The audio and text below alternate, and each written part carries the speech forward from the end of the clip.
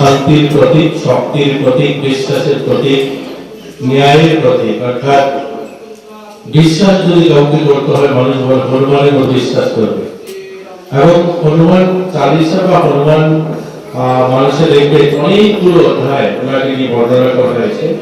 তিনি যেমন শক্তির প্রতীক, তেমনি তিনি বিশ্বাসের প্রতীক, তেমনি তিনি ভক্তির প্রতীক এবং তিনি বীরত্বের প্রতীক।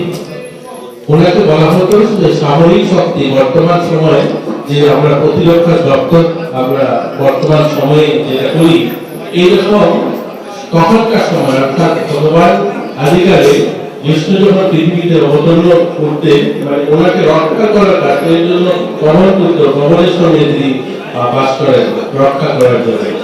এরকম অসংখ্য ঘটনা রয়েছে। উনি শান্তি বীরত্বের প্রতীক হিসাবে ওনাকে ধরা হয়।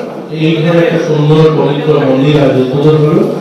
কাকু বলেছেন যে এটাকে রক্ষণাবেক্ষণ করা, এটা সত্যি ভালো লাগছে। এরকম একটা কমিউনিটি হল এবং একটা মন্দির উদ্বোধন অনুষ্ঠানে সবাই উপস্থিত, আমরা হিন্দু মুসলমান সব সম্প্রদায়ের উপস্থিতিতে এই ধরনের একটা মন্দির উদ্বোধন হচ্ছে।